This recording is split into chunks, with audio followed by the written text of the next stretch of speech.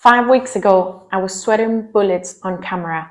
My hands were shaking, and I recorded the same intro 9 times and still hated every single one of them. What happened between that first disaster video and now wasn't magic. It wasn't expensive equipment and definitely wasn't natural talent. It was a deliberate 5-video process that transformed my camera confidence faster than I ever thought possible.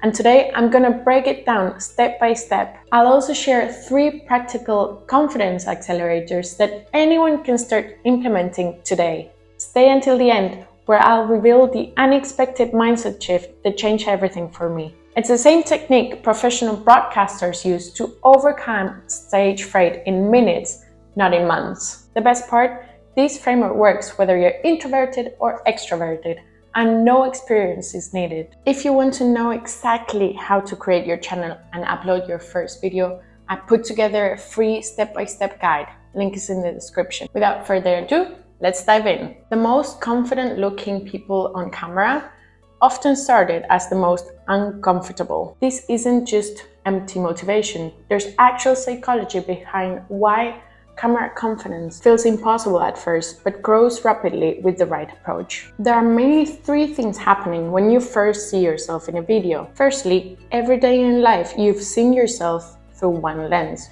mirrors. But cameras show you how other people see you, reverse from your familiar self-image. This creates what psychologists call self-image incongruence. Your brain literally thinks there's something wrong with your appearance. In a 2017 Stanford study, participants rated pictures 20% less attractive when they weren't mirror reversed. It's not that you look bad.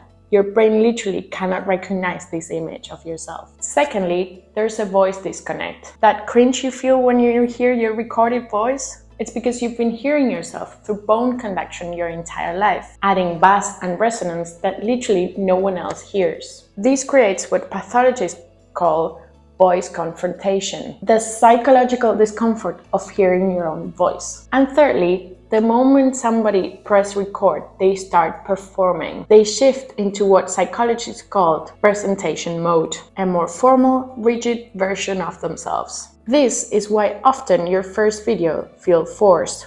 The irony, you're not just learning to be on camera, you're unlearning the instinct to perform.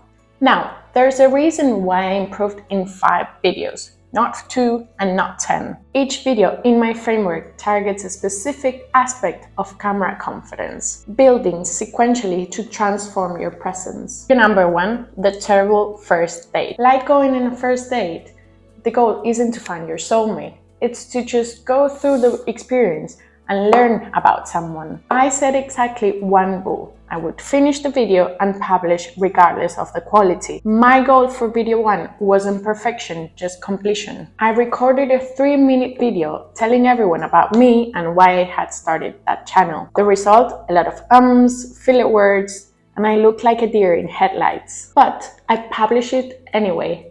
And even at my worst, somebody found value out of it. This broke the psychological barrier that was holding me back. Video number 2, the coffee shop technique.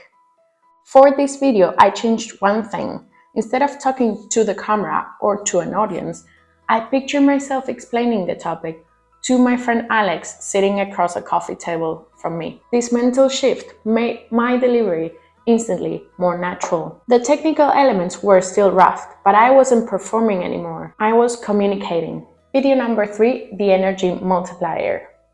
By video 3, I discovered something counterintuitive. What feels like too much energy in person translates to just right on camera. Professional TV hosts call this the energy multiplier. The camera reduces perceived energy by 30%. For this video, I deliberately increased my energy and my movements, my hand gestures. I changed the speaking pace and the vocal variety beyond my comfort zone. It felt ridiculously exaggerated, but when looking at the footage, it felt just right. Video number 4, the freedom framework. For my video 4, I made a counterintuitive change to my preparation. Instead of writing a script sentence by sentence, I outlined 3 to 5 main points. This forced me to speak naturally because I couldn't rely on perfectly memorized lines. The result? fewer ums, more natural delivery, and a better pacing. By embracing imperfection, I actually sounded more polished and with an authentic delivery. Video 5. The mirror method. For my 5th video, I implemented what professional actors call the mirror method, but with a twist. Instead of watching myself in the mirror, I forced myself to study my previous 4 videos with an analytical eye. I created a simple evaluation sheet where I tracked 3 things: moments where I appeared more natural, specific physical habits that distracted me from my message, and segments where my energy perfectly matched the content I was delivering. I stopped seeing me and started seeing a communicator with specific strengths to leverage and specific patterns to refine. The most surprising discovery: the moments that often felt the most uncomfortable to record were the ones that came up as the most natural. This completely shifted how I approach recording now. The secret isn't to avoid self-criticism, it's to transform it from judgment into actionable improvement. Here are the 3 practical techniques I borrowed from professional TV broadcasters and athletes. Tactic number 1, the 10-minute transformation. You ever think why professional athletes warm up before every single performance? Why do you think that is? Research shows that a proper warm-up significantly improves performance and reduces the risk of injuries with any sports and activity. They serve several important purposes, but mainly prepares athletes' bodies and minds for the competition. Well, that's exactly the same for a YouTube video. Before every video, now I do these simply warm-up exercises. 2 minutes of facial expressions to relax my facial muscles, 3 minutes of voice warm-ups, and 5 minutes of talking about my topic with 0 pressure. This literally rewires your nervous system from threat response to performance state. The difference is shocking. Tactic number 2, the first pancake rule. Have you ever noticed how the first pancake of a batch often tends to be the worst of them all? You need to get used to the pan temperature, to the butter consistency. The same applies to recording. I always throw away my first take, no matter how it went. This removes the pressure from nailing it immediately. Some of my best videos started with an awful first take that would have made me quit had I not committed to this rule. And tactic number 3, the emotional alignment method. Our nervous system dramatically affects our camera presence. Before recording, I curate a 3-song playlist to set me in the right mood for my video. This technique comes straight from Olympic athletes who use music to convey their mental state before a competition. The music primes my subconscious for the right delivery without my conscious effort. Now for the one mindset shift that I promised that completely transformed my camera confidence overnight. Stop trying to look good. Start trying to be helpful.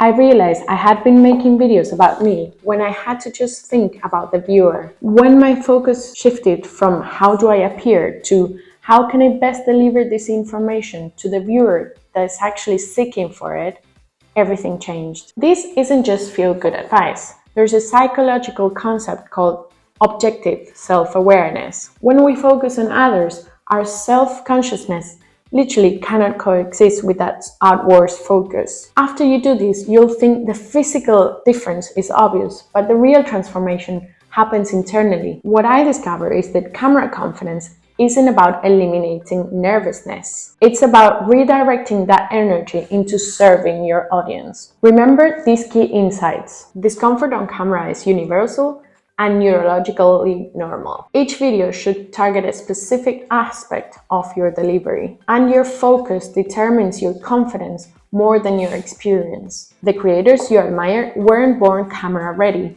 They built their camera confidence one video at a time, just like you can. Don't forget to download the step-by-step guide to set up your channel and upload your first video. And here's the truth many won't tell you.